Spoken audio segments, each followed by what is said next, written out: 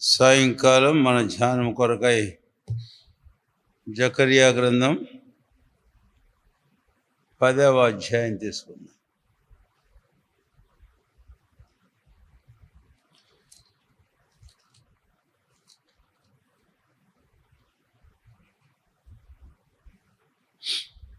జకర్యా 10వ అధ్యాయం.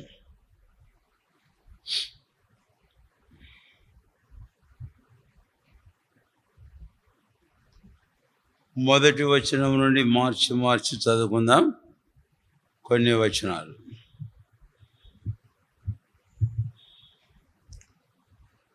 కడవరి వానకాలమున వర్షము దయచేయమని యెహోవాను వేడుకొనుడి. ప్రతివాని చేనులోను పైరు మొలుచున్నట్లు యెహోవా మెరుపులను పుట్టించును. ఆయన వానలు మెండుగా కురిపించును.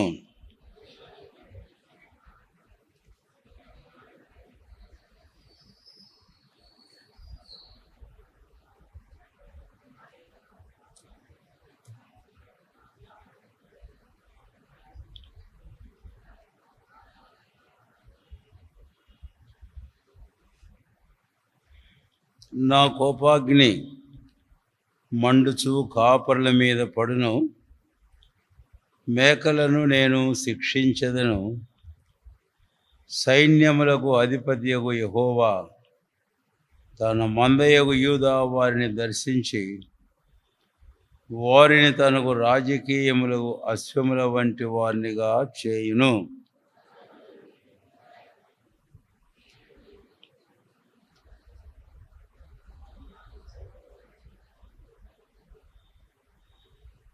వారు యుద్ధము చేయుచు వీధుల బురదలో శత్రువులను త్రొక్కు పరాక్రమశాలుర వలె ఉందురు.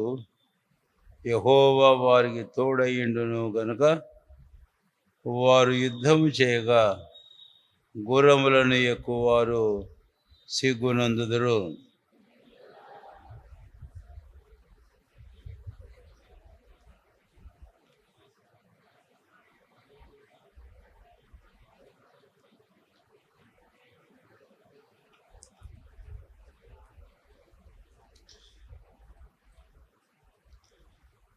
7వ వచనం 1 అందరము కలిసి చదువుకుందాం.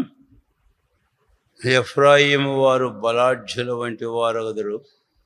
ద్రాక్షారస పానము చేయువారు సంతోషించినట్లు వారు మనసున ఆనందింతురు.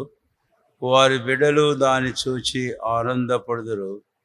యెహోవాను బట్టి వారు హృదయపూర్వకముగా ఉల్లసించుదురు.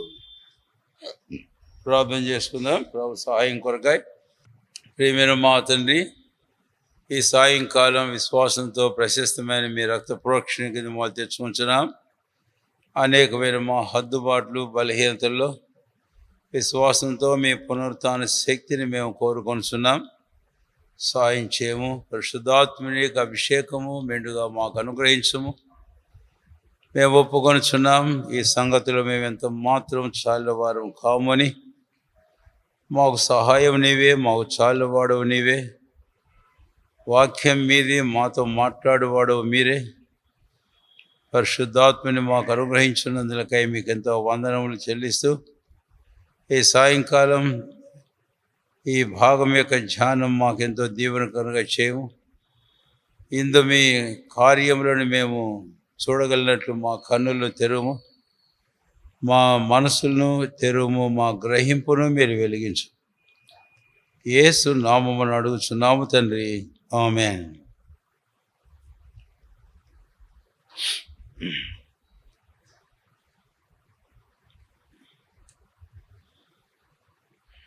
పదవ అధ్యాయము జకర్యా గ్రంథం 2వ వచనం. గృహదేవతలు వ్యర్థమైన మాటలు పలికిరి. సోదెగాండ్రకు నిరర్ధకమైన దర్శనములు కలిగినవి. మోసముతో కలలకు భావము చెప్పిరి. మాయగల భావములు చెప్పి ఓదార్చిరి. కాబట్టి గొర్రెల మంద తిరుగులాడినట్లు జనులు తిరుగులాడిరి, కాపరి లేక బాధ నొందిరి అని. ఈ వచనములో రెండు ప్రాముఖ్యమైన భాగాలుగా మనం చూద్దాం. మొదటి భాగానికి మనం వస్తే, ఇక్కడ గృహదేవతలు ఎవరు? ఈ గృహదేవతలు వారట వ్యర్థమైన మాటలు పలికారు అని. అంటే గృహదేవతలు మాట్లాడడం సోదెగాండ్రకు, ఇక్కడ సోదెగాండ్రను మనం చూస్తాం. కనుక ఈ గృహదేవతలు సోదెగాండ్రు, వీరిని సోదెగాండ్రు అనే మాట కాస్త మనకు అర్థమవుతుంది. సౌలు సోదె చెప్పే స్త్రీ దగ్గరికి వెళ్ళాడు అని.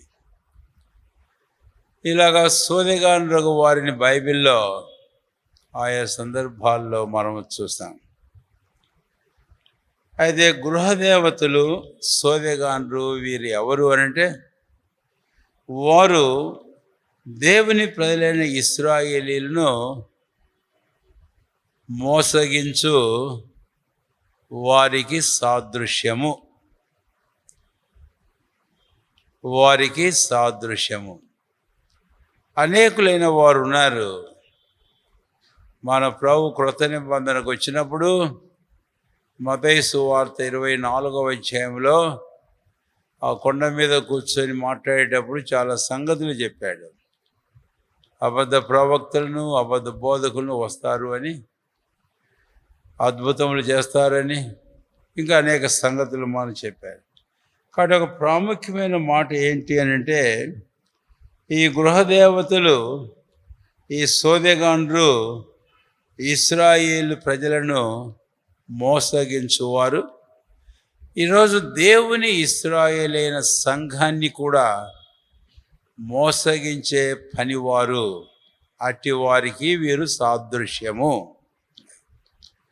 మనకు తెలుసు, 2వ కొరింథీ 11వ అధ్యాయంలో పౌలు అపొస్తలుడు ఆ విషయాన్ని గురించి కొరింథీలోని సంఘానికి ఈ పత్రిక వ్రాస్తూ వారిని హెచ్చరించాడు. 2వ కొరింథీ 11వ అధ్యాయం 11వ అధ్యాయము 13వ వచనం. ఏలయనగా అట్టి వారు క్రీస్తు యొక్క అపొస్తలుల వేషము ధరించుకుని వారయుండి దొంగ అపొస్తలులను మోసగాండ్రకు పనివారునై ఉన్నారు. ఇది ఆశ్చర్యం కాదు. సాతాను తానే వెలుగు దూత వేషము ధరించుకొనుచున్నాడు గనుక వాని పరిచారకులు నీతి పరిచారకుల వేషము ధరించుకుంటే గొప్ప సంగతి కాదు. వారి క్రియల చొప్పున వారికి అంతము కలుగును.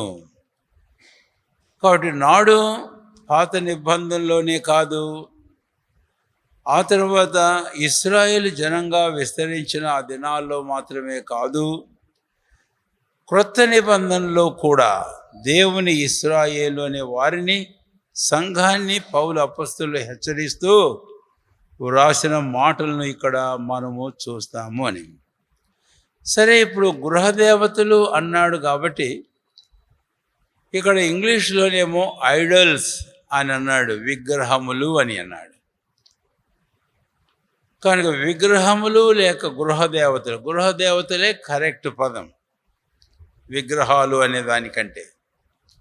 దీనికి ఇంకా మూల భాషలో హీబ్రూ భాషలోనికి మనం వెళితే, హీబ్రూ భాషలో ఇక్కడ ఒక పదం వాడాడు గృహదేవతలు అనే చోట. తెరాఫీమ్ అనే పదం ఒకటి వాడాడు. తెరాఫీమ్ అని అన్నప్పుడు మీరు అర్థం చేసుకోవడానికి పాత నిబంధనలో ఒక సందర్భాన్ని మీకు జ్ఞాపకం చేయగోరుతున్నాను. న్యాయాధిపతుల గ్రంథం 2 దయచేసి 17వ అధ్యాయం. న్యాయాధిపతుల గ్రంథం 17వ అధ్యాయం 5, 6 వచనాలు, 17వ అధ్యాయము 5, 6 వచనాలు. ఈ సందర్భం మీరు చాలాసార్లు చదివి ఉంటారు. మీకా అను ఆ మనుష్యునికి దేవ మందిరం ఒకటి ఉండెను. ఏముందంటండి? దేవ మందిరం అంటే వారి ఇంట్లోనే ఒక దేవ మందిరం. ఈ మాట చదువుతూ ఉంటే నేను ఒకప్పుడు ఒక హైందవునిగా ఇంట్లో ఒక దేవ మందిరం అంటే ఆ గదిలో ఇంకా వేరే కార్యక్రమాలు ఏమీ జరగవు. ఈ దైవ సంబంధమైన వాటిని అని ఎంచి జరిగించేవారు దేవ మందిరం. కాబట్టి మీకాకు అను ఆ మనుషునికి తన ఇంట్లో ఒక దేవ మందిరం ఉంది. ఇది ఎక్కడ బయట కాదు. ఆ తర్వాత మరియు అతడు ఏఫోదును గృహదేవతలను చేయించి తన కుమారులలో ఒకని ప్రతిష్ఠింపగా. ఎవరిని చేయించాడట? ఏఫోదును గృహదేవతను. ఏఫోదు అనే మాట ఇక్కడ రావడం గమనార్హము అని. గృహదేవతలకు అనుబంధంగా ఏఫోదును కూడా ఉంచాడు. ఇప్పుడు ఏఫోదును గృహదేవతతో ఎలాగా జతకట్టి జతపరిచి ఇక్కడ చెప్పాడా అని మనకు ఒక సందేహం వస్తుంది. ఏఫోదు అంటే ఎంతో పవిత్రమైంది. దాని విషయమైన దైవోద్దేశములు చాలా ఉన్నాయి. అయితే గృహదేవతలతో అనుబంధంగా ఈ మాట పెట్టాడేంటి అని మనకు అనిపిస్తుంది. అయితే ఇప్పుడు ఏఫోదు గృహదేవతలు అనేటటువంటి ఈ మాట 5వ వచనంలో చదివాక తన కుమారుల్లో ఒకని ప్రతిష్ఠింపగా ఇతడు అతనికి ఏమైనాడంటే అండి, యాజకుడు ఆయను. తన కుమారుల్లోనే ఒకడు యాజకుడు అని. ఇదంతా మనం చూస్తుంటే దేవుని పరిశుద్ధమైన ధర్మశాస్త్రములకు వాక్యానికి బద్ధ విరుద్ధము అనేది మనకు తేటగా అర్థమవుతూ ఉంది అని. మనం న్యాయాధిపతుల గ్రంథంలో ఉన్నాం. దీనికంటే ముందు యెహోషువ ఉన్నాడు. యెహోషువ కంటే ముందు ధర్మశాస్త్రం మోషే ఉన్నాడు. ఆ మోషే కాలంలో దేవుడు ధర్మశాస్త్రం ఇచ్చాడు. ఆ మోషే ద్వారా యాజకులను దేవుడు ప్రతిష్ఠించాడు. యాజకుల గురించి మనం చూస్తాం. కాబట్టి ఇప్పటికే యాజకులైన వారు ఉంటూ వచ్చిన పరిస్థితి మనకు తేటగా అర్థమవుతుంది. అది ఇక్కడికి వచ్చినాక ఈ మనుషుడు మీకా తన ఇంట దేవ మందిరం, ఏఫోదు గృహదేవతలు ప్రతిష్ఠించబడిన ఒక యాజకుడు తన కుమారునే ప్రతిష్ఠించాడు అని. ఇంకా ఎక్కువగా మనం ముందుకు పోము. ఈ విషయాలు మీరు తర్వాత చదవండి. 18వ అధ్యాయం అలాగే 19వ అధ్యాయంలో మనం గమనించినట్లయితే కనుక 18 చాలండి, 17, 18 అధ్యాయాలు మీరు చూస్తే ఈ 18వ అధ్యాయంలో దీని గురించిన సంగతులు ఇంకా విపులంగా మనకు అర్థమవుతుంది. ఇక్కడ 16, 17 వచనాల్లో 17వ వచనం 18వ అధ్యాయము 15 చదువుతున్నాను, క్షమించండి 14 చదువుతున్నాను. కాబట్టి లాయిషు దేశమును సంచరించుటకు పోయిన ఆ 5 మనుషులు తమ సహోదరులను చూచి ఈ ఇండ్లలో ఏఫోదును గృహదేవతలను చెక్కబడిన ప్రతిమయు పోత విగ్రహమును ఉన్నవని మీరు ఎరుగుదురా? మీరేమి చేయవలనో దాని యోచన చేయుడనగా వారు తట్టు తిరిగి లేవీయుడైన ఆ యవనుడున్న మీకా ఇంటికి వచ్చి అతని కుశల ప్రశ్నలు అడిగి దానియులైన ఆ 600 మంది తమ యుద్ధాయుధములను కట్టుకొని. ఇక్కడ మనము ఇంకొకరిని చూస్తాం. వాడు లేవీయుడు అయినటువంటి వాడు, ఇక కుమారుడు కాదు. ఒకడు దొరికాడు ఈ మీకాకు. కాబట్టి తనను లేవీయుడు కాబట్టి యాజక కుటుంబంలో లేవి కుటుంబం యాజకుల కుటుంబం కాబట్టి ఆవిడ అతన్ని నేను యాజకునిగా పెట్టుకుంటే దేవుడు నన్ను ఆశీర్వదిస్తాడు అనుకొని ఆ యవనస్తుడు లేవీని తన ఒక్క కుటుంబానికి తన ఇంట యాజకునిగా ఉంచుకున్నాడు అని. అయితే దానియేలు అక్కడికి వచ్చిన తర్వాత ఏం జరిగింది అన్నటువంటి విషయం మీ అధ్యాయంలో మీరు చదవండి. నేను ముందుకు పోవాలి కాబట్టి ఇంక ఇక్కడ ఎక్కువసేపు ఉండలేదు. వారు వచ్చి వీడిని అడిగారు, ఏం చేయాలా, మేము ఎట్టుపోవాలా, ఏంటో సంగతులు. కాబట్టి నీవు మా కొరకై ఆ ఏఫోదు దగ్గర గృహదేవత విచారించి మాకు తెలుపు అని. ఇప్పుడు ఇక్కడ మీకు అర్థమైంటుంది, ఏఫోదు అని అంటేనేమో దావీదు వాడిన ఏఫోదు, తర్వాత యాజకులు రొమ్మున ఉన్న ఏఫోదు, అది దేవుని చిత్త ప్రకారం దావీదు ఎందుకు వాడాడు అంటే, అప్పుడు యాజకులైన వారిని పిలిచి ఏఫోదుని తెమ్మని చెప్పి ఏఫోదు దగ్గర దేవుని సన్నిధిని విచారించాడు. నేను వారిని తరుముదున అమాలేకీయులను వచ్చి మాట్లాడుతున్నాను. 1 సమూయేలు 30వ అధ్యాయం. అప్పుడు ఏఫోదు దగ్గర విచారిస్తే దేవుడు అన్నాడు, వెళ్ళు తరుము వారిని, నీవు వారిని కలుసుకుంటావు అని. ఆ అధ్యాయంలోనే 19వ వచనం, దావీదు అలాగు చేసి సమస్తమును సమకూర్చుకున్నాడు, సంపాదించుకున్నాడు అని మనం చూస్తాం.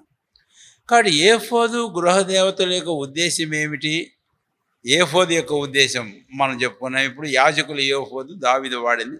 అది ఇక్కడ ఏఫోదు, ఇక్కడ గృహదేవతలు ఒక ఇంటికి, ఇది ఒక ఇంటికి కాకూడదు కనుక ఇది వాక్య విరుద్ధమైనటువంటిది, అది మనకు తేటగానే అర్థమవుతూ ఉంది అని. కాబట్టి ఇప్పుడు ఏం చెప్తారు?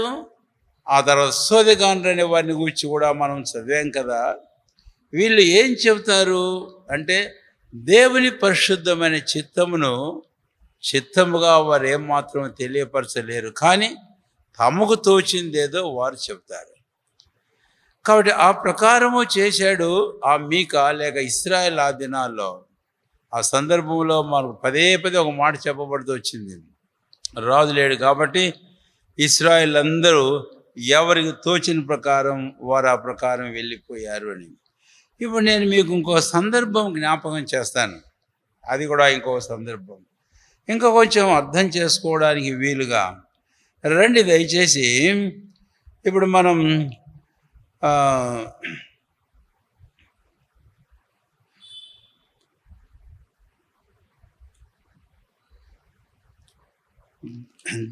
దినవృత్తాంతముల గ్రంథములో మనము చూస్తాము సంగతిని.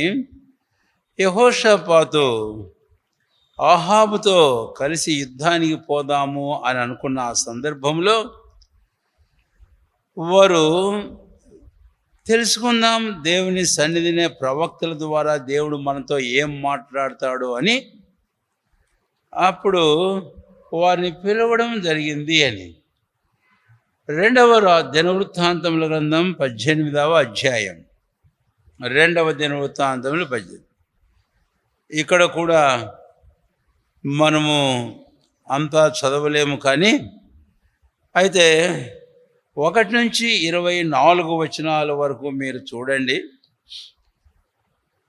ఇప్పుడు వీరిద్దరూ కలిసి యుద్ధానికి పోవాలి అని అనుకున్నప్పుడు యెహోషాపాతు అన్నాడు, యెహోవా ప్రవక్తలు పిలువు, మనం వారి దగ్గర విచారిద్దాం అనుకుంటే పిలిచాడు.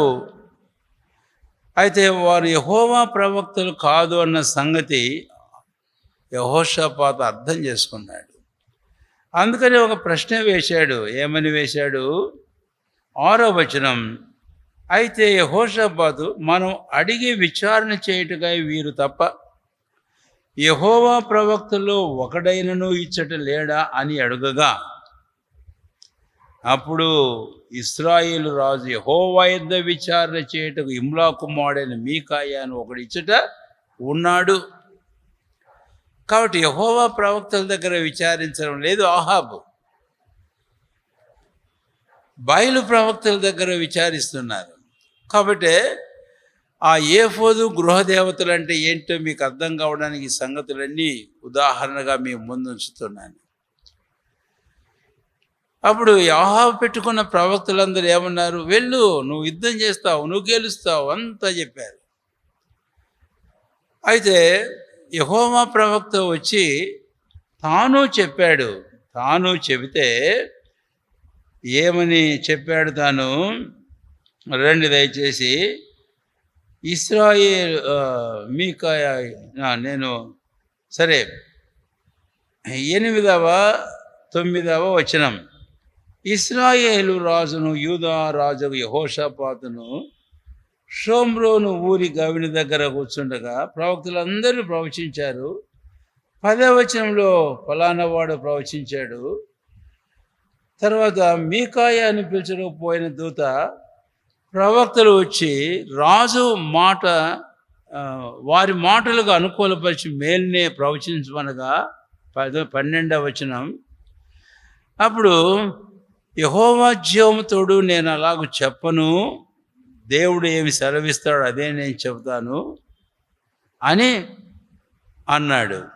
కానీ 14వ వచనంలో మీకాయ ఏం చెప్పాడు గమనించండి. అతడు రాజునందుకు రాగా రాజు అతను చూచి, మీకాయ, యుద్ధమునకు రామోత్గిలాదునకు మేము పోదుమా మానుదుమా అని అడుగా, అతడు పోయి జయించుడి, వారు మీ చేతికి అప్పగింపబడుదురనెను. కలిపాడు మాట, కానీ ఇతనికి నమ్మకం ఏర్పడంలే. ఎవడికి? ఆహాబుకు. అందుకే వెంటనే ఏమన్నాడు మళ్ళీ 15వ వచనం.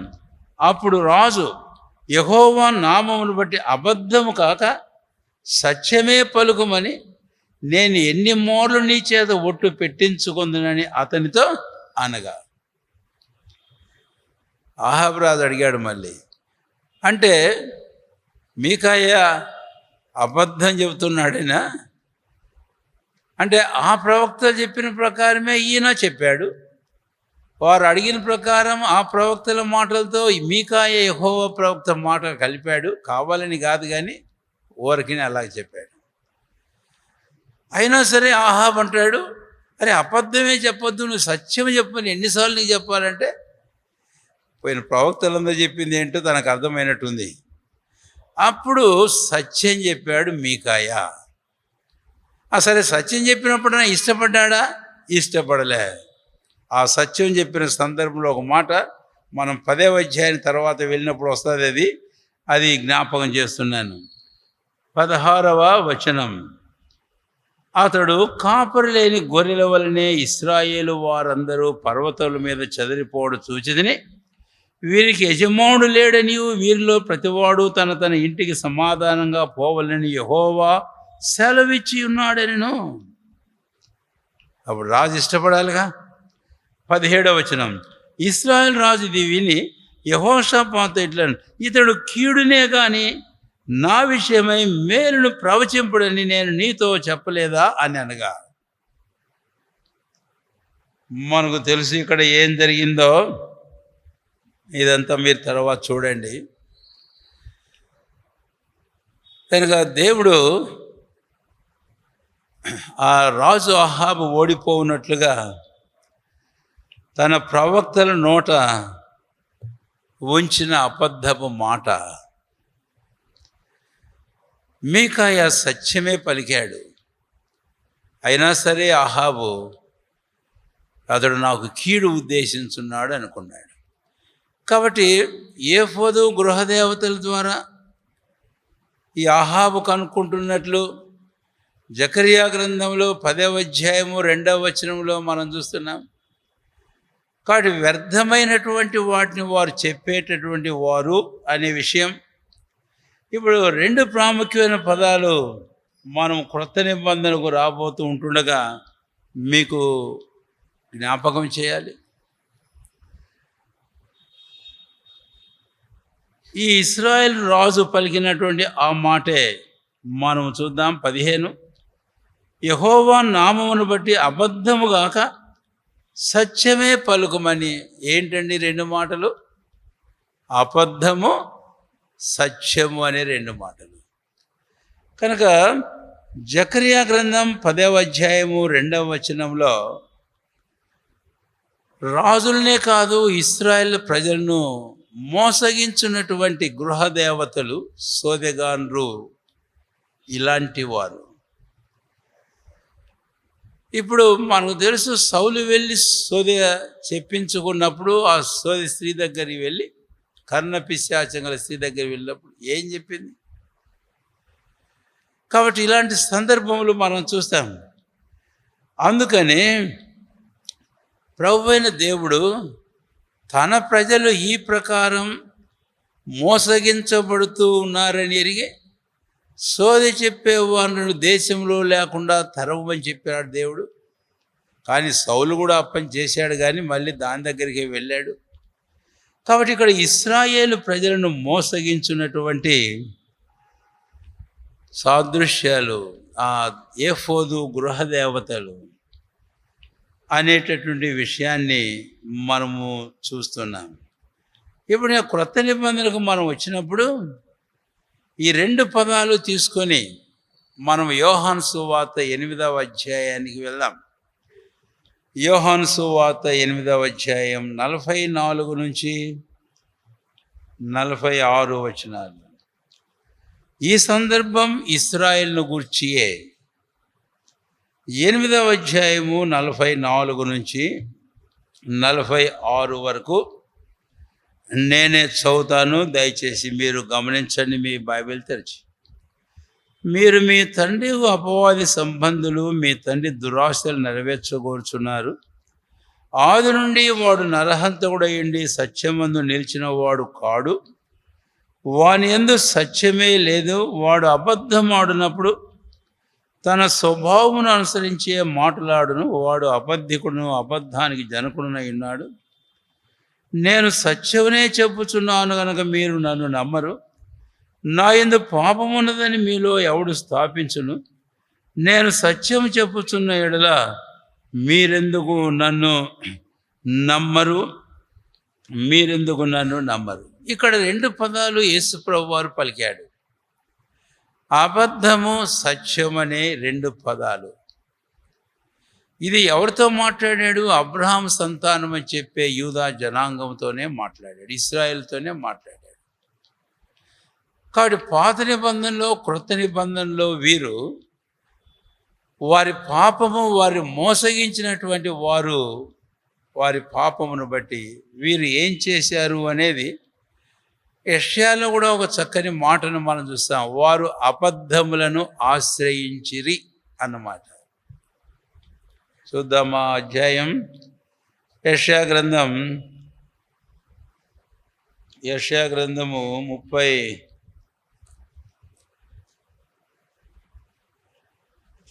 గుర్తుందా ఎవరికన్నా?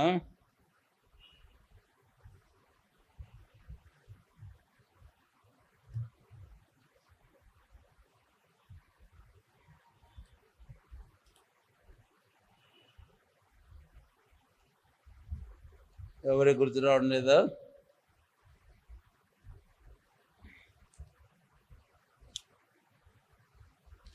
యెషయా గ్రంథం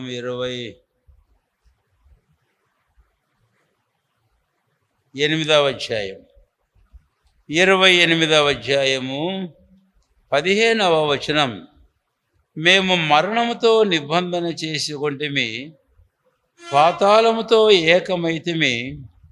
ఉపద్రవం ప్రవాహం వలె వడిగా దాటునప్పుడు అది మా యొద్దకు రాదు. అబద్ధములను మాకు ఆశ్రయముగా చేసుకొంటిమి, మాయ క్రింద దాగి ఉన్నాము అని మీరు చెప్పుకొనుచున్నారే. ఈ మాట ఎంత స్పష్టంగా ఆ జకర్యా 10వ అధ్యాయం 2వ వచనంలో మనకు పోల్చదగునో. ఇక్కడుండే పదాలు అక్కడుండే పదాలు ఇక్కడ తేటగానే చెప్పబడినట్లుగా మనం చూస్తాం. కాబట్టి ఇది ఇశ్రాయేలు యొక్క దుస్థితి. కారణం ఏమిటంటే ఆ ప్రజలు, వారి ప్రవక్తలు, వారి గృహదేవతలు, వారి ఏఫోదులు తమకు ఇష్టం వచ్చినట్టు కల్పించుకొని వాటి యొద్ద వారు విచారణ చేయడం. అలాంటి యాజకులు వారు నియమించుకున్న వారు చెప్పిన కాని మాటలు. ప్రవక్తలు దేవుడు పంపిన వారు కాదు, తమ కొరకై వారు ఏర్పరచుకున్నటువంటి ప్రవక్తలు. కాబట్టి వీరే ఆ 10వ అధ్యాయము 2వ వచనంలో ఉండేటటువంటి వారు అని. ఇప్పుడు మనము సంఘానికి సంబంధించి మనం గమనించినట్లయితే కనుక అందును గురించి చెప్పాలి. దేవుని ఇశ్రాయేలుకు సాదృశ్యంగా ఉన్నారు కాబట్టి రండి, గలతీయులకు రాసిన పత్రిక 5వ అధ్యాయం. గలతీయులకు రాసిన పత్రిక 5వ అధ్యాయం 7వ వచనం నేను చదువుతున్నాను, చూడండి. మీరు బాగుగా పరిగెత్తుచుంటిరి, సత్యమునకు విధేయులు కాకుండా మిమ్మును ఎవడు అడ్డగించెను. కాబట్టి ఇక్కడ సత్యము అనేటటువంటి మాటను మనము చూస్తాం. గలతీయులు బాగానే పరిగెత్తుతూ ఉన్నారు. వారు ఆరంభించిన ఆరంభం చాలా చక్కని ప్రారంభం. అది పౌలు సువార్త ద్వారా, కృపా సువార్త ద్వారా విశ్వాసాన్ని బట్టి ఒక పాపి నీతిగా తీర్చబడతాడు. అటు విశ్వాసం ద్వారా నీతిగా తీర్చబడి ఆత్మను పొందినటువంటి వారు 1వ అధ్యాయంలో వారి మధ్యకు వెళ్ళినారు కొంతమంది దుర్బోధకులు. 1:6 గలతీలో పౌలు అపొస్తలుడు ఆ విషయానికి వచ్చి మాట్లాడతాడు. చాలా కఠినంగా మాట్లాడాడు. మీ దగ్గరికి మేము ప్రకటించిన సువార్త కాకుండా మరొక సువార్త ఎవడైనా తెస్తే అది క్రీస్తు సువార్తకు భిన్నమైన సువార్త. దూతలు కూడా దాన్ని తెచ్చినా కూడా నమ్మడానికి వీళ్ళే అని పౌలు బహుగట్టిగా మాట్లాడాడు. అయితే ఇట్లా చక్కని ఆరంభించిన ఈ గలతీ సంఘం, అది సంఘం కాబట్టి గలతీ ప్రాంతాల్లో సంఘాలు, ఈరోజు మనకు వారు సాదృశ్యం. కనుక ఇక్కడ సత్యం అనే విషయాన్ని గురించి మనము చూస్తున్నాం. 5వ అధ్యాయము ఇంకా మనము క్రిందగన వస్తే కనుక 10వ వచనం, మీరెంత మాత్రమును వేరుగా ఆలోచింపరని ప్రభునందు మిమ్మల్ని గూర్చి నేను రూఢిగా నమ్ముకొనుచున్నాను. మిమ్మల్ని కలవరపెట్టుచున్న వాడు ఎవడైనా వాడు తగిన శిక్షను భరించును. ఆ తర్వాత 11, 12 వచనాల్లో కూడా బహుగట్టిగా ఖచ్చితంగా మాట్లాడాడు. చాలా కఠినంగానే మాట్లాడుతూ వచ్చాడు అనే విషయాన్ని ఇక్కడ మనం చూస్తాం. ఇప్పుడు ఇదే పౌలు అపొస్తలుడు తిమోతికి రాసిన మొదటి పత్రిక 4వ అధ్యాయం. ఇంకా ముందుకు వెళితే పత్రికల్లో ఇలాంటి సందర్భాల గురించి పౌలు చెప్పిన మాటలు రండి.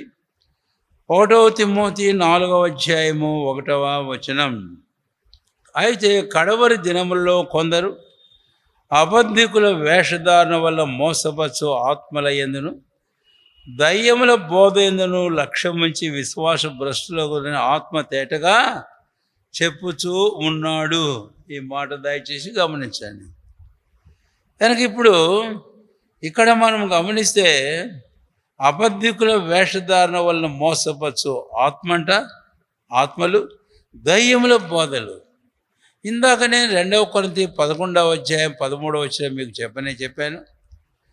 కాబట్టి ఎలాగ చివరి దినాల్లో సంఘ కాలంలో కూడా ఇలాంటి వారు దేవుని ఇశ్రాయేలీయులు స్వచ్ఛమైన పరిశుద్ధమైన బయలుపరచబడిన వాక్యం ద్వారా నడిపించబడ్డ కంటే వారి సొంత కళలు, సొంత తలంపులు, సొంత ఉపదేశాలు, సొంత బయలుపరుపులు, ప్రత్యక్షతలు మాకైనా ఏం చెప్తున్నా అని చెప్పి పరిశుద్ధులను త్రోవ తప్పించేటటువంటి వారిని గూర్చి ఇంత కఠినంగా పౌలు అపొస్తలుడు పరిశుద్ధాత్మ ప్రేరణ చేత తాను మాట్లాడినట్లుగా మనము చూస్తాం.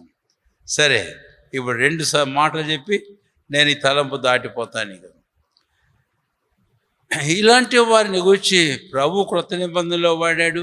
అబద్ధ ప్రవక్తలను కూడా వస్తారు, చివరి దినాల్లో ఇలాగ చేస్తారని చెప్పిన మాటలు మనకు తెలుసు. ఇప్పుడు పౌలు తెస్సలోనికీయులకు రాస్తూ 2వ పత్రికలో రండి దయచేసి, 2వ పత్రిక 2వ అధ్యాయం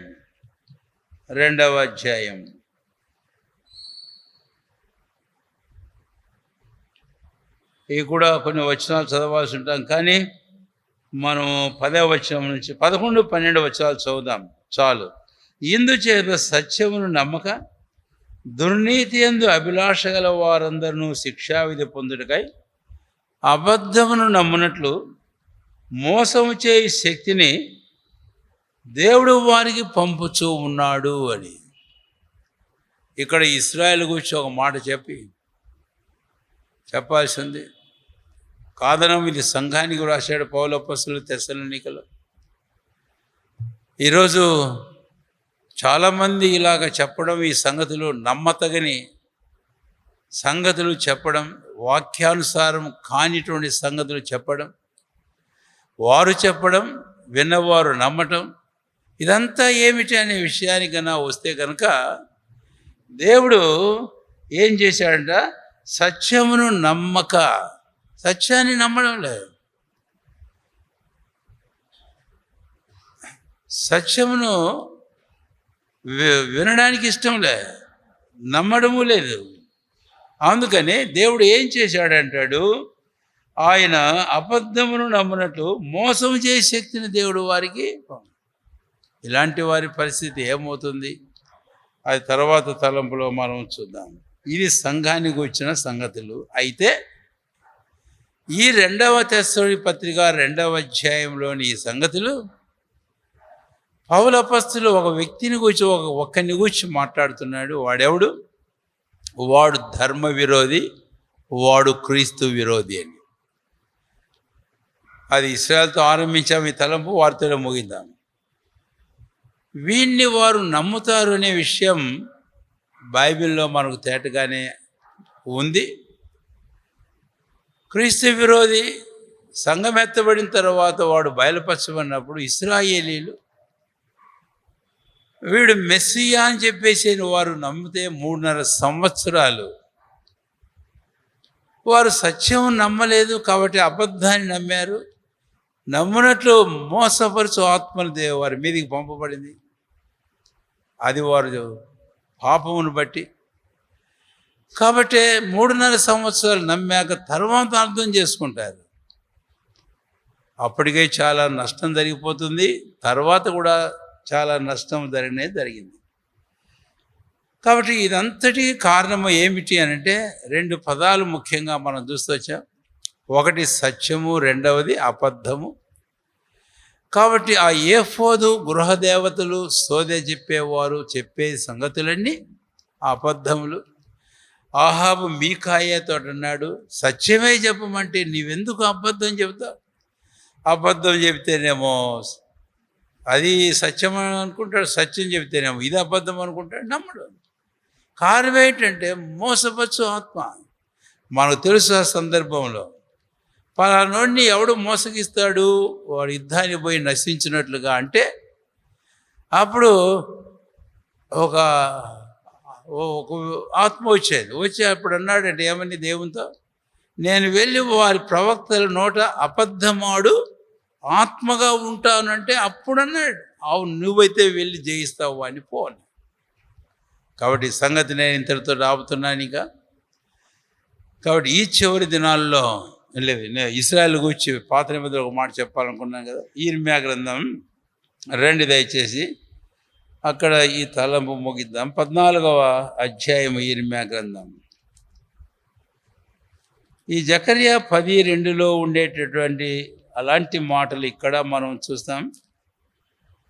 14వ అధ్యాయము యిర్మీయా గ్రంథం దయచేసి చూడండి. 12 నుంచి 15 వచనాల వరకు, 12 నుంచి 15 వచనాలు.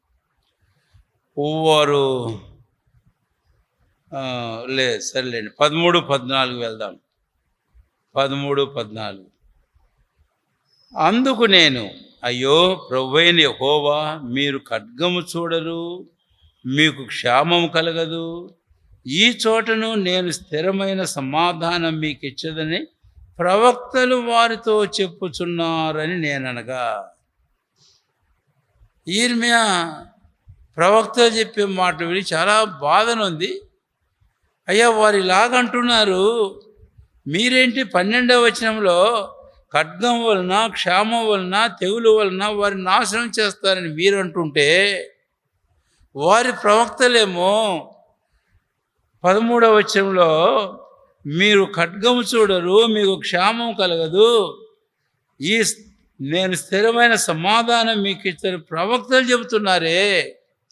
అప్పుడు దేవుడు యిర్మీయాతో అన్నాడు, 14వ వచనం, యెహోవా నాతో ఇట్లనెను, ప్రవక్తలు నా నామమును బట్టి అబద్ధములు ప్రకటించుచున్నారు, నేను వారిని పంపలేదు, వారికి ఆజ్ఞ ఇయ్యలేదు, వారితో మాట్లాడలేదు, వారు అసత్య దర్శనమును, శకునమును, మాయ తంత్రమును, తమ హృదయమును పుట్టిన వంచనను ప్రకటన చేయుచున్నారు.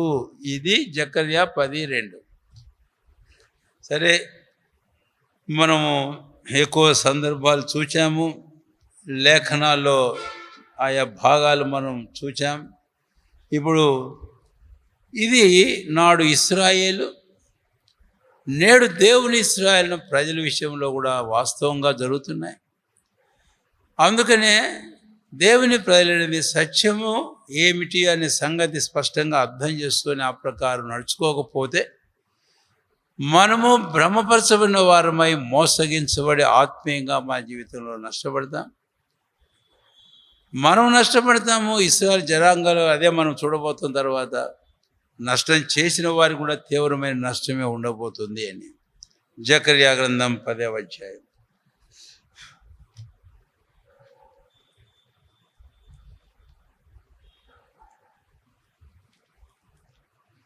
పదవ అధ్యాయము 2వ వచనం. 10వ అధ్యాయము 2వ వచనం.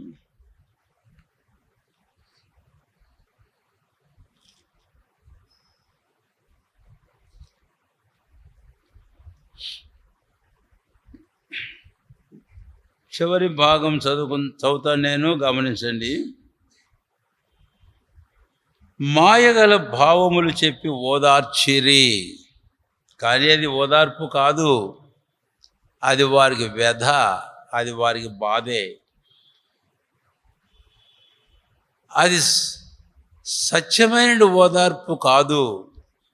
ఇప్పుడు 2వ వచనం, కాబట్టి గొర్రెల మంద తిరుగులాడునట్లు జనులు తిరుగులాడిరి, కాపరి లేక బాధ నొందిరి అని. ఇప్పుడు 2వ తలంపుకు వచ్చారు. ఒకటే తలంపు చాలాసేపు మాట్లాడుకోవడం జరిగింది. ఇప్పుడు 2వ తలంపుకు మనం వచ్చినప్పుడు ఆ మొదటి తలంపు దాని పరిస్థితి వల్ల కలిగినటువంటి దుష్ప్రభావాలు ప్రజల మీద ఏమిటి అనేది ఇక్కడ 2వ భాగంలో 2వ వచనంలో మనం చూస్తాం. కాబట్టి జనులు ఏమైనారంటండి, గొర్రెల మంద తిరుగులాడినట్లు జనులు తిరుగులాడారు, వారికి కాపరి లేక, తర్వాత బాధ నొందారు. నేను 3 మాటలు ఇక్కడ మీకు జ్ఞాపకం చేయాలని కోరుతున్నాను. ఆ 2వ వచనంలో మొదటి భాగంలో మొదటి తలంపు, వారు పెట్టుకున్న గృహదేవతలు, ఏఫోదు, వారు సోదెగాండ్రు, వారు కలిగిన కళలు వ్యర్థమైనవి, ఇవన్నీ చెప్పి ప్రజలను మోసగించేవారు. అందుమూలంగా ప్రజల మీద పడిన దుష్ప్రభావం ఏంటి అంటే 3 మాటలు చెప్తారు, బాగా గమనించి. ఇక్కడ ఉన్నట్టే 2వ వచనం.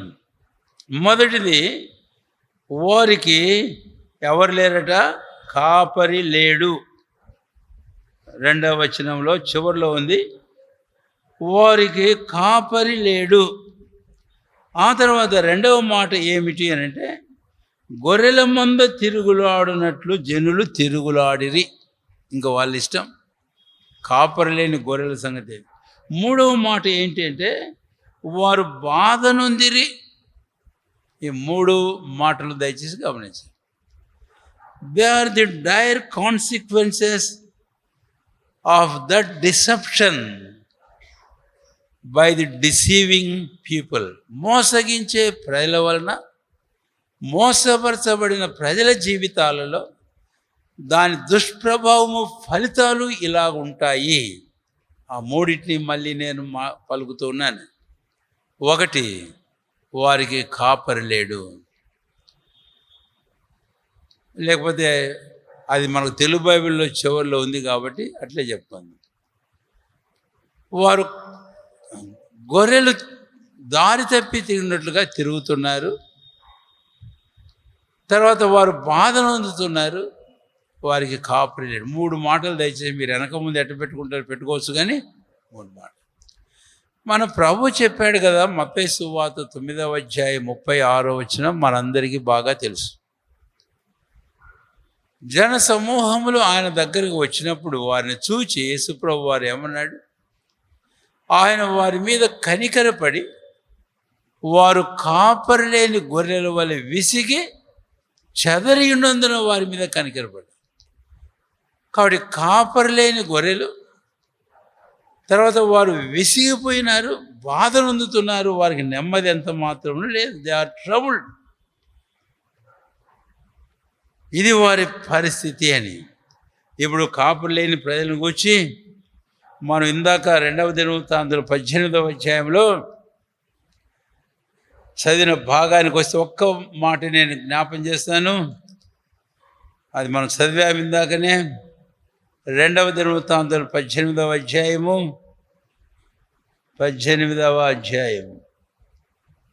2 దయచేసి ఎన్నో వచనం?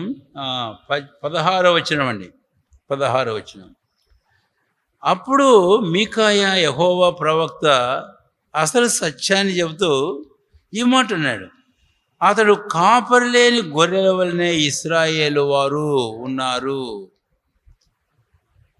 రెండవది, చెదరిపోయి ఉన్నారు, వారికి యజమానుడు లేడు. ఆ తర్వాత వారికి సమాధానం లేదు. పావడి ఎప్పుడన్నా వెళ్ళిపోండి, ఇంటికి సమాధానం ఉంటుంది అని. కాబట్టి జకర్యా 10వ అధ్యాయం 2వ వచనం చివరి భాగంలో ఉండే మాటలు ఇక్కడ మనం చూస్తాం. ఇందాక ఈ భాగాన్ని మనం చదివాం. సరే, ఇప్పుడు నేను 3 మాటలు చెప్పాను. అంతటితో 2వ తలంపు కూడా దాటిపోతాం. ఇంకా ఒకటి, కాపరి లేని గొర్రెలు. మనకు తెలుసు రోమాపత్రిక 3వ అధ్యాయంలోను, తర్వాత బైబిల్లో పలు సందర్భాల్లో మనం చూస్తాం ఆ మాట. రెండవది, కాపరి లేని గొర్రెలు వారు ఎలాగైతే చెదిరిపోయినారో అనే విషయం. ప్రతివాడు తన త్రోవను తొలగిపోయినారు, గొర్రెల వల్లే త్రోవ తప్పిపోయారు. అది ఇశ్రాయేలు జీవితాల్లో మనం చూస్తాం. న్యాయాధిపతులు చివరి అధ్యాయం చివరి వచనంలో అదే మనం చూస్తాం. తర్వాత మూడవదిగా 10వ అధ్యాయము 2వ వచనంలో చివరి భాగంలో ఒక పదం మనం చూస్తాం, బాధ నొందిరి అనే మాట. బాధ నొందారు. ఇంగ్లీష్లో అక్కడ దే వర్ ట్రబుల్డ్. వారు శ్రమపడ్డారు, శ్రమపరచబడ్డారు. ఈ మాట చెబుతుంటే ఆకాను గుర్తుకొస్తున్నాడు. ఇశ్రాయేలుని ఏం చేసినవాడు? శ్రమ పెట్టినవాడు. తాను ఎలాగైతే శ్రమగల లోయలోనికి వెళ్ళాడో మనకు తెలుసు. కాబట్టి ఇది 2వ తలంపు. ఈ 10వ అధ్యాయము 2వ వచనంలో 2వ భాగంలో.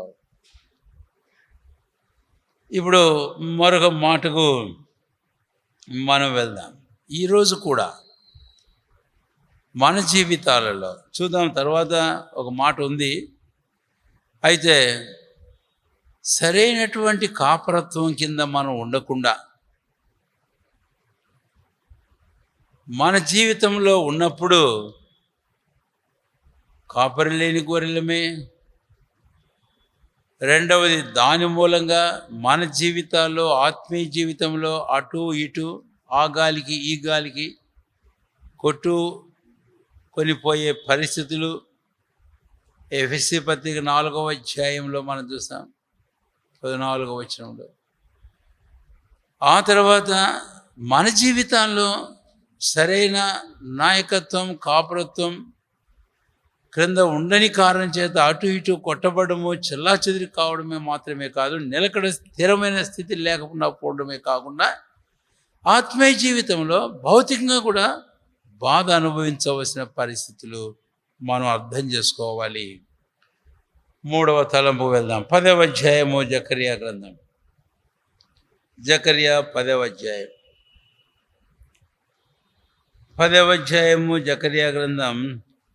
ఇప్పుడు 3వ వచనం మొదటి భాగం చదువుతాను. నా కోపాగ్ని మండుచు కాపర్ల మీద పడును, మేకలను నేను శిక్షించదను అనే ఈ మాట 3వ తలంపుగా మనం చూద్దాం. కాబట్టి నా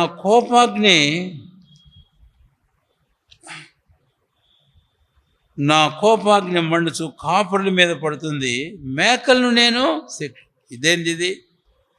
కాపర్లో ఉన్నాడు, మళ్ళీ మేకలను అని అంటాడేంటి అని.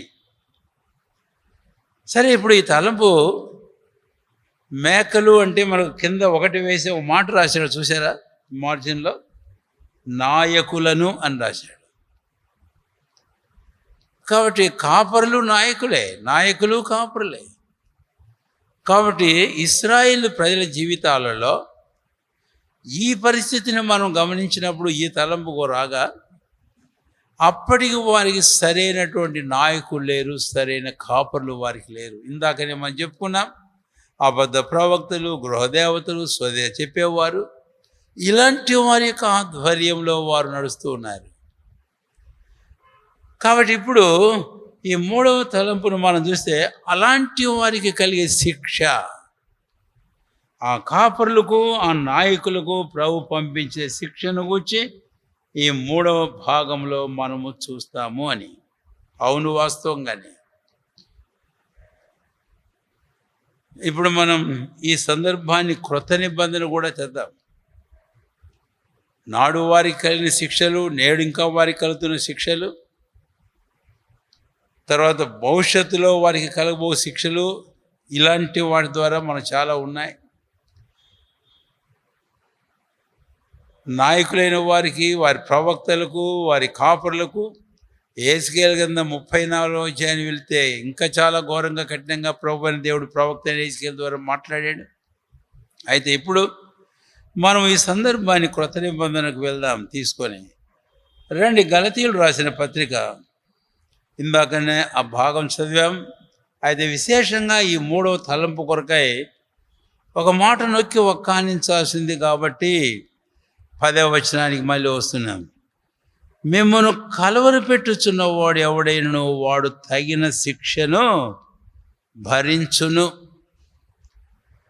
కాబట్టి ఈరోజు దేవుని ప్రజలను, సంఘమును వారి తప్పుడు బోధలు, తప్పుడు ప్రవచనములు, తప్పుడు దర్శనములు, మాయా దర్శనాలు, వ్యర్థమైనటువంటి కళలు, వీటిని దేవుని ప్రజల మీద రుద్దే ప్రయత్నం చేసే ప్రజలను గురించి పౌలు మాట్లాడుతూ అన్నాడు. ఇందాక వారి ఆయా కేటగిరీస్లో మనం చదివాం. పౌలు చెప్పిన మాటల్లో ఏమన్నాడు? వారిని గురించి కలవర పెట్టువారు వారు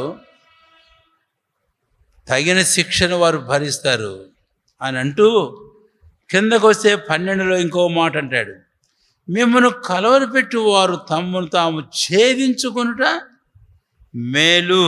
ఎంత కఠినమైన మాట గమనించండి దయచేసి. మిమ్మల్ని కలవరపెట్టు వారు తమ్మును తాము ఛేదించుకొనుట మేలు అని అంటాడు. ఇలాంటి వారిని గూర్చి మరి పౌలప్పస్తులు 2వ తిమోతి 4వ అధ్యాయంలో 14-15 వచనాల్లో రాశాడు. మనము సరే తీద్దాం త్వరగా. 2వ తిమోతి 4వ అధ్యాయము 14-15 వచనాలు దయచేసి చూడండి. నేను చదువుతున్నాను. 14-15 వచనాలు.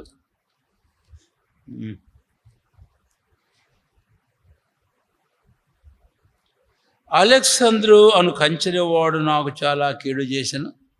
అతని క్రియలు చొప్పున ప్రభువు అతనికి ప్రతిఫలం ఇచ్చును. అతని విషయమై నీవును జాగ్రత్తగా ఉండము. అతడు మా మాటలను బహుగా ఎదిరించెను అనేవి ఇక్కడ ఒక మాట మనం చూస్తాం. ఆ తర్వాత మళ్ళీ పౌలు అపోస్తలుడు తిమోతికి రాసిన మొదటి పత్రికలో 1వ అధ్యాయంలో ఇద్దరిని గూర్చి మాట్లాడుతూ ఉన్నాడు. అది 19, 20 వచనాలు. 20వ వచనం చదువుతున్నాను. వారిలో హుమెనైను అలెగ్జాంద్రును ఉన్నారు. వీరు దూషింపబడకుండా శిక్షింపబడకై వీరిని సాతానుకు అప్పగించింది. ఎంత కఠినమైన మాట! అంటే అలాంటి వారి మీదకి రాబో శిక్షను గూర్చి ఈ మాటలు నేను జ్ఞాపకం చేస్తున్నాను. 3వ యోహానులో ఒక్క మాట చూసి 4వ తలంపుకు వెళ్దాం. 3వ యోహాను దయచేసి రండి. యోహాను కాలంలో కూడా ఇలాంటి పరిస్థితి తాను ఎదుర్కొన్నాడు.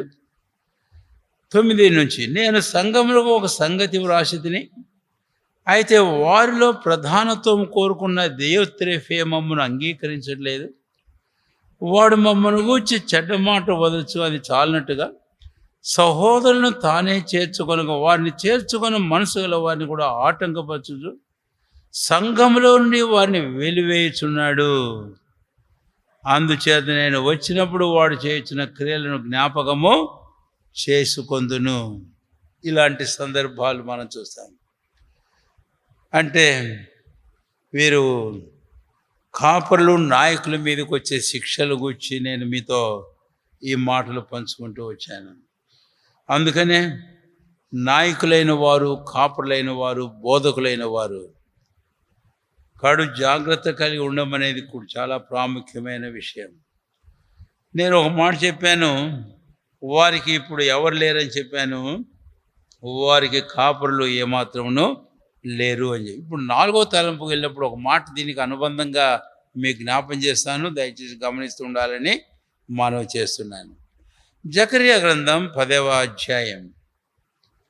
అధ్యాయము జకర్యా గ్రంథం 3వ వచనం చివరి భాగానికి వస్తున్నాం. ఇప్పుడు సైన్యములకు అధిపతియగు యెహోవా తన మందయగు యూదా వారిని దర్శించి వారిని తనకు రాజకీయములకు అశ్వముల వంటి వారినిగా చేయును. కానీ ఇక్కడ ఒక ప్రాముఖ్యమైన మాట ఆ 3వ వచనంలో, సైన్యములకు అధిపతి యెహోవా తన మందయగు యూదా వారిని దర్శిస్తాడు. కాబట్టి దేవుడు వారిని దర్శించడం, ఇశ్రాయేలు యూదా వారిని దేవుడు దర్శించడం అని. ఒక పదం ఏది చెప్పుకున్నా పర్వాలేదు, యూదా అని చెప్పుకున్నా, ఇశ్రాయేల్ అని చెప్పుకున్నా. ఈ సందర్భంలో ఈ విషయానికి వచ్చి మనం క్రొత్త నిబంధనకు వస్తే లూకా సువార్త 1వ అధ్యాయంలో 68 నుంచి 75 వచనాల వరకు ఒక భాగాన్ని మనం చూస్తాము. అక్కడ ఈ మాట ఒక్కటి నేను జ్ఞాపకం చేస్తాను. 68, 75. ప్రభువైన ఇశ్రాయేలు దేవుడు స్తుతింపబడుగాక, ఆయన తన ప్రజలకు దర్శనమిచ్చి వారికి విమోచనము కలుగజేసెను. ఇది జకర్యా పరిశుద్ధాత్మ పూర్ణుడై ఇట్లు ప్రవచించాడు.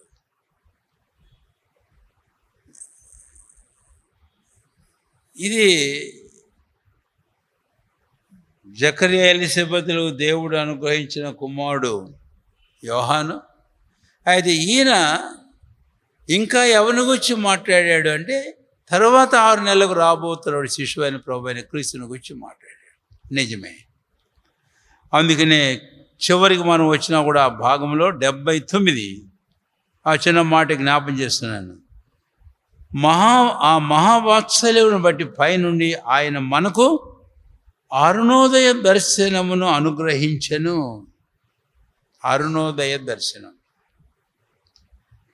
కనుక ఇది ప్రవచనముగా తర్వాత నెరవేరింది. దేవుడు ఇశ్రాయేలును దర్శించాడు. పోయినసారి మనం చెప్పుకున్నాము, ఆయన తన స్వజనుల యొద్దకు వచ్చెను, ఆయన వారికి ప్రకటించబడ్డాడు. అయినా సరే వారు ఆయన అంగీకరించలేదు, వారు ఆయన తృణీకరించారు. ఈరోజు కూడా ఇశ్రాయేలు ప్రజలు ప్రభువైన యేసుక్రీస్తు వారిని ఇంకా అంగీకరించలేదు అని. ఆ కారణాన్నే వారు తమ జీవితంలో ఇంకా చెదిరిపోయిన మందలాగా బాధలు అనుభవిస్తూనే ఉన్నారు అని చెప్పడానికి సంశయం లేదు. వారు ఇంకా కాపరిలేని గొర్రెల వల్లనే ఉన్నారు. దేవుడు నియమించిన నాయకుడు, రాజు, మెస్సియా వారికి నాయకుడుగా, మెస్సియాగా లేడు. అందుకని నేటి వారి జీవితాల్లో బాధ ఏంటో మనం వింటున్నాం, మనం చూస్తున్నాం. ఇలాంటి పరిస్థితి ఇశ్రాయేల్ జీవితంలో. సరే, ఇప్పుడు మనం ఇంకా ఈ జకర్యా గ్రంథం 10వ అధ్యాయానికి మనం వెళ్ళి 3వ వచనంలో యూదా వారిని దర్శించమని, ఇది ఎప్పుడు? ఒక దినం రాబోతుంది. జకర్యా నాడు లూకా 1వ అధ్యాయం 68వ వచనంలో చెప్పిన ప్రవచన వాక్కు కాస్త మేరకు నెరవేరిందే కానీ, అయితే తన ప్రజలని, ఇశ్రాయేలు జనాంగాన్ని ప్రభు ఇంకా దర్శించనైనటువంటి భవిష్యత్తు ఉంది. ఆ భవిష్యత్తు ఉంది. ఇంకా దాని గురించి పలు సందర్భాల్లో, పలు పర్యాయాలు ఈ జకర్యా గ్రంథంలోనూ కూడా మనం జ్ఞాపకం చేసుకుంటూ వచ్చాం. ఈ జకర్యానే మాట్లాడతాడు తర్వాత అధ్యాయాలకు మనం వెళితే. కాబట్టి యోహాన్ అన్నాడు, భూజనులందరూ ఆయన చూసి రొమ్ముకుంటారు, ఆయన పొడిచిన వారిని ఆయన్ను చూస్తారు. అంతేకాదు, ప్రభువైన దేవుడు వారిని మళ్ళీ దర్శించబోయే కాలం ఒకటి ఉంది. ఒక వాక్యం నేను మీకు జ్ఞాపం చేస్తాను, రండి దయచేసి. అపొస్తలుల కార్యములు 3వ అధ్యాయం. అంటే ఈ లూకా సువార్త 1వ అధ్యాయంలో జకర్యా చెప్పిన ఆ సందర్భం కూడా గుర్తుంచుకొని ఇక్కడికైనా మనం వస్తే, లూకా సువార్త క్షమించండి, అపొస్తలుల కార్యములు 3వ అధ్యాయం 21వ వచనం నేను చదువుతున్నాను. అన్నిటికీ కుదురుబాటు కాలములు వచ్చునని దేవుడు ఆది నుండి తన పరిశుద్ధ ప్రవక్తల నోట పలికించెను. అంతవరకు యేసు పరలోక నివాసి అయ్యుండుట అవశ్యము అని. కాబట్టి ఆది నుండి పరిశుద్ధ ప్రవక్తల నోట పలికించాడు. జకర్యా ప్రవక్త నోట కూడా పలికించాడు. ఇప్పుడు 21వ వచనంలో అన్నిటికీ కుదురుబాటు కాలములు అని, ఇక్కడేమో కుదురుబాటు కాలములు అని, కుదురుబాటు అని అన్నాడు. దీనికి ఇంగ్లీష్లో రెస్టిట్యూషన్, టైమ్స్ ఆఫ్ రెస్టిట్యూషన్ అని. ఆ పదానికి వెళితే, ఇంగ్లీష్ డిక్షనరీలోకి వెళితే దానికి ఇంకొక పదం కూడా వాడాడు. అది రెస్టోరేషన్ అనే పదం వాడాడు. So restitution is equal to nothing but restoration. అందుకని ఈ సందర్భం సువార్తలో చోట చూద్దాం. మత్తయి సువార్త 17వ అధ్యాయం. కొండ మీద ప్రభువైన క్రీస్తు రూపాంతరం పొందిన సందర్భంలో 17వ అధ్యాయం రండి దయచేసి. 11వ వచనం. అందుకు ఆయన, ఏలియా వచ్చి సమస్తమును చక్కబెట్టునను మాట నిజమే, అయినను ఏలియా ఇదివరకే వచ్చెను, వారతని ఎరుగక తమకు ఇష్టం వచ్చినట్లు అతని ఎడల చేసిరి. మనుష్య కుమారుడు కూడా అలాగే వారి చేత శ్రమలు పొందబోతున్నాడని మీతో. ఎవరికి పోల్చుకున్నాడు? తనకు పోల్చుకున్నాడు. ఈ సందర్భం అంతా ఇదే విషయాన్ని మళ్ళీ మలాకి 4వ అధ్యాయంలో కూడా మనం చూస్తాం. అంటే అది ఎండ్ టైమ్స్ని వచ్చి మాట్లాడాడు. వెళ్దాం, ఒక్కసారి పక్కనే ఉన్నాం కాబట్టి మలాకి 4వ అధ్యాయం. మలాకి 4వ అధ్యాయం 5వ వచనం. నియమించిన భయంకరమైన మహాదిన రాఘవును నేను ప్రవక్తయగు ఏలియాను మీ యొద్దకు పంపుదును. నేను ప్రవక్తయగు ఏలియాను మీ యొద్దకు నేను పంపిస్తాను. ఎవరండి ఈయన?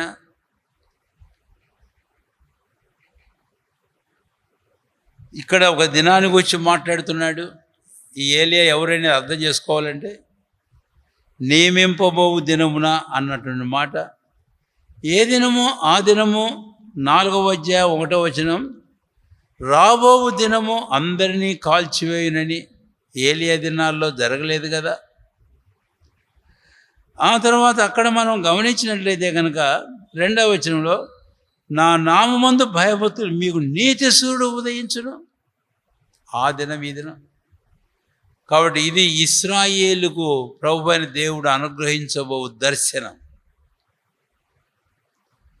జకర్యా 10వ అధ్యాయము 3వ వచనం చివరిలో ఆయన యూదా వారిని దర్శిస్తాడు. ఆ దినమున వారిని దర్శించే దినం, వారు తిరిగి సమకూర్చబడిపో దినం. ఆ సంగతి మీకు చెప్పడానికి మా తలంపులని జ్ఞాపం చేస్తూ వచ్చాను. కాబట్టి 10వ అధ్యాయము 2వ వచనం, యూదా ఇశ్రాయేలు ప్రజలు వారు తిరిగి సంపూర్ణంగా సమకూర్చబడబోతున్నారు. 3వ అధ్యాయం 22లో టైమ్స్ ఆఫ్ రెస్టిట్యూషన్ అన్నాడు, కుదురుబాటు కాలాలు. ఆ విషయమే 17వ అధ్యాయంలో 11వ వచనంలో యేసుప్రభు వారు మాట్లాడుతూ, ఆ కాలం వస్తుంది, అప్పుడు ఏలియా వస్తాడు. తర్వాత తనకు పోల్చుకున్నాడు అక్కడ. ఇప్పుడు మలాకి ప్రవక్త అంటాడు, అది ఇంకా రాలే, ఆ దినం వస్తుంది, దానికంటే ముందు ఏలియాను పంపిస్తా అన్నాడు. ఆ ఏలియా ఈయనే మన ప్రభు అయిన యేసుక్రీస్తు వారు. ఆయన ఇశ్రాయేల్ ప్రజలను విశేషంగా దర్శించబోతున్నాడు. అది చివరి దినంలో. ఆ విషయానికి వచ్చి మనం జకర్యా గ్రంథం 12వ అధ్యాయం వెళ్ళినప్పుడు, 13వ అధ్యాయం వెళ్ళినప్పుడు మనం చూస్తాం కూడా.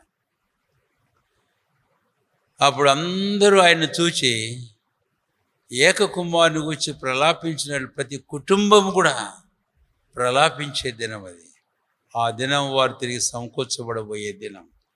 కాబట్టి అది టైమ్స్ ఆఫ్ రెస్టోరేషన్ అనేది.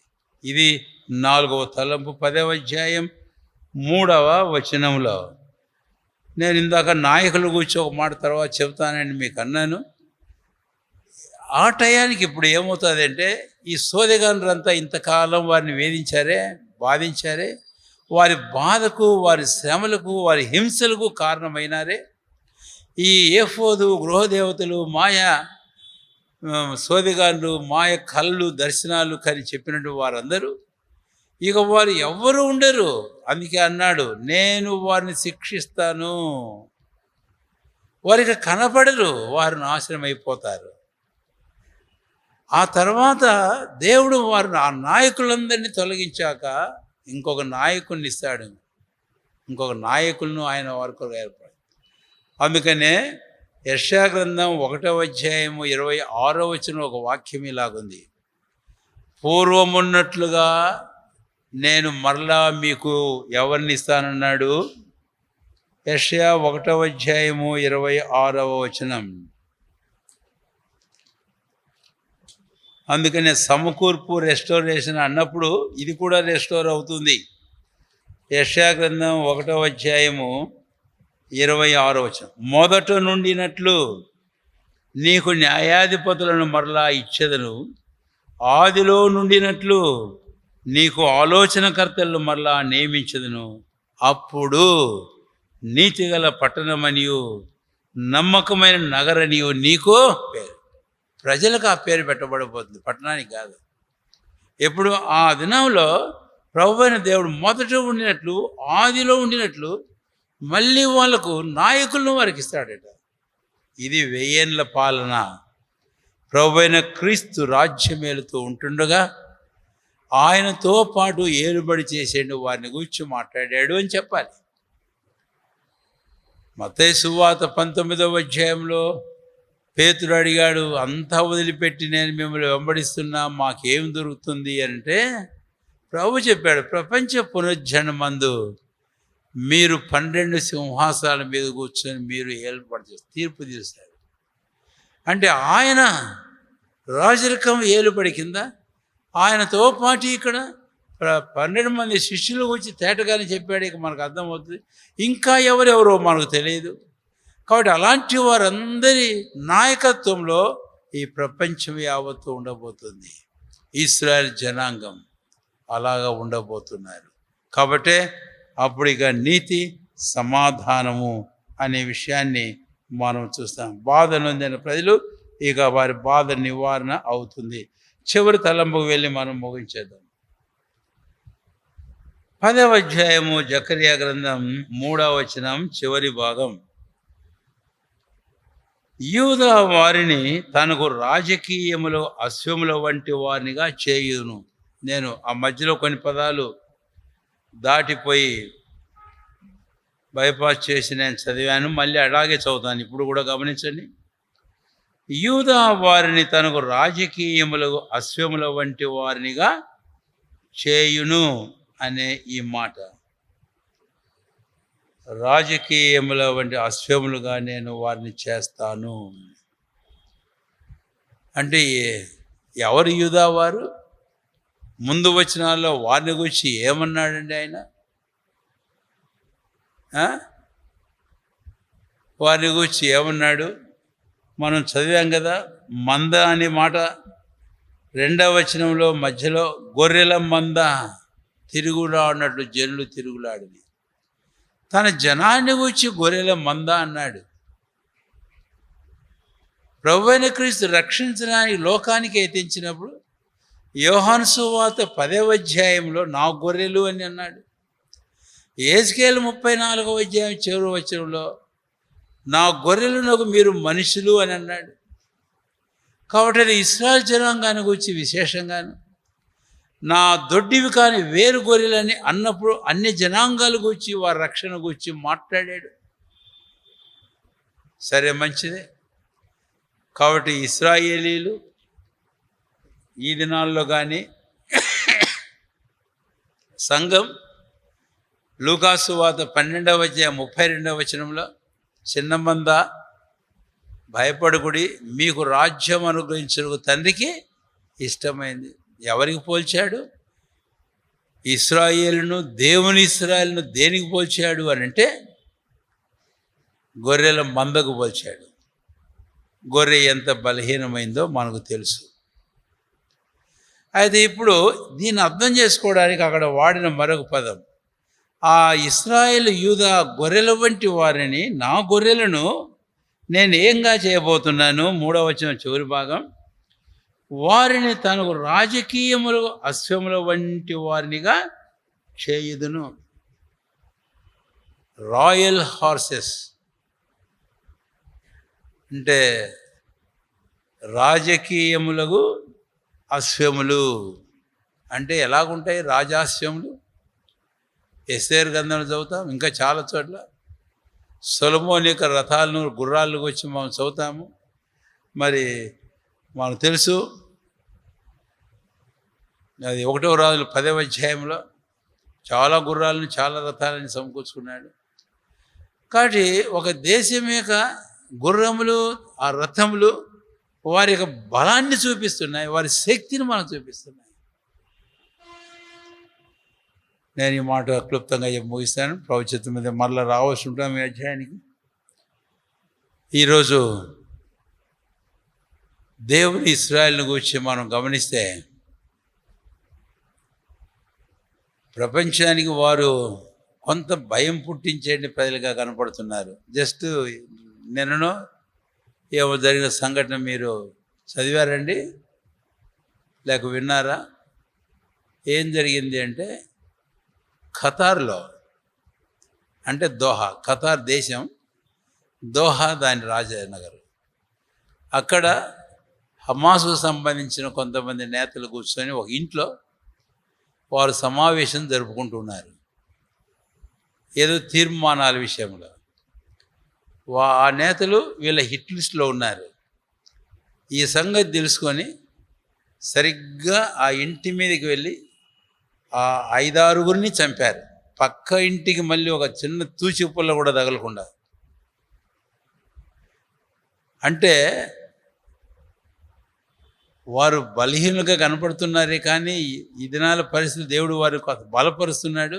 అవును, 48 నుంచి మనం చూస్తాం. ఆ మధ్య యుద్ధం జరిగే కాలంలో ఇంకోటి, ఇరాన్లో వీళ్ళ శాస్త్రవేత్త ఒకడు ఉన్నాడు. ఒక్క ఇంట్లో, ఒక అపార్ట్మెంట్లో, ఒక్క రూమ్లో ఉంటే అతన్ని ఎట్లా టార్గెట్ చేశారు, కానీ ఆ ఒక్కడిని మాత్రం చెప్పారు అంతే. ఇంకా పక్కన వాళ్ళకి ఎవ్వరికి ఏం లేదు. అంటే అంతగా చేస్తున్నారు ఇది. సరే, ఇప్పుడు వారి శక్తిని గురించి నేను మాట్లాడడం ఈ సందర్భంలో అంత సబబు కాదేమో, కానీ ఇప్పుడే ఇట్లున్నారంటే రేపు ప్రభు అయిన దేవుడు వారిని రాజాస్యములుగా చేసినప్పుడు ఇంకెట్లుంటారు, అందుకు చెప్తున్నా మాట. వారింత ఎంత బలశాలుగా అవుతారు, ఎంత బలిష్ఠ అవుతారు. ఇప్పుడే ఈ చిన్న దేశం వారి శక్తియుక్తులకు ప్రపంచం ఆశ్చర్యపోయే పరిస్థితులు. అవును, నిజమే. అది దేవుని ప్రణాళికలో ఉన్న జనాంగం కాదనం. సరే, ఆ విషయానికి వచ్చి మనం ఇప్పుడు ఎక్కువగా ధ్యానం చేయం, కానీ ముగించేద్దాం. 10వ అధ్యాయము 3వ వచనం చివరి భాగం. యూదా వారిని దర్శించి తనకు రాజకీయములు అశ్వముల వంటి వారినిగా చేయరు. అంటే వీరిని ఎంత బలాఢ్యులుగా, పరాక్రమశాలుగా, పౌరుషం కలవారిగా చేస్తున్నాడంటే వీరి ద్వారా ప్రపంచమున వారి శత్రువులను, దేవుని శత్రువులు సమూలంగా నాశనం చేస్తాడు. అలాంటి మహా సైన్యంగా వారిని చేయబోతున్నాడు. అందుకని మనం యేస్కేలు గ్రంథంలో చూసినప్పుడు 37వ అధ్యాయంలో 11వ వచనంలో మా ఆశ, మేము ఎండిన ఎముకలు, మా ఆశ విఫలమైను ఇవన్నీ చెప్పుకుంటున్న వారిని ప్రవక్త అయిన యేస్కేలుకు వారిని ఎలాంటి వారిని చూపించాడో తెలుసా? మహాసైన్యముగా చూపించాడు. ఆడు ప్రవచించాడు, పైకెత్తి మళ్ళీ ప్రార్థన చేశాడు, ప్రవచించాడు ఆత్మకు. అప్పుడు ఆత్మ వచ్చి వారి మీద రాలుగా వారు ఎలాంటి వారు అయిపోయినారో మనకు తెలుసు. అప్పుడు మహాసైన్యంగా నిలిచారండి. Great host, the mighty host, the royal horses. అలాంటి వారు ఈరోజే ఇట్లున్నారంటే వారి హద్దుబాటులో, వారి బలహీనతల్లో, వారి అవిధేయతల్లో, వారి మెస్సియాని ఇంకా వారు అంగీకరించిన స్థితిలో వారు అలాగున్నారంటే ప్రభు అయిన దేవుడు వారిని దర్శించిన దినాన, వారు తిరిగి రెస్టోర్ అయ్యే దినాన వారు ఇంకెంత బలాఢ్యులుగా కాబోతున్నారు అనే విషయం జకర్యా 10వ అధ్యాయం 3వ వచనం చివరి భాగం చెబుతుంది. ఈరోజు సంఘం అలాంటిదిగా ఉండాలని ఆయనకి ఇష్టం. మనమును అనేక విషయాల్లో బలహీనంగా కనపడుతున్నప్పటికీ పౌలు కొరింథీయులు రాస్తూ 1వ కొరింథీ 16వ అధ్యాయం 13వ వచనం అనుకుంటాను, పౌరుషం గలవారు ఉండుడి, బలవంతులై ఉండుడి. 13 అండి, 1వ కొరింథీ 16:13. ఏదో మీరు తీసినట్టు కనపడుతుంటే నేను అడుగుతున్నాను. రైట్, అదే వచనం. కనుకనే అలాంటి వారంగా ప్రభువుకు మనం సమర్పించుకుందాం, ప్రార్థన చేసుకుందాం.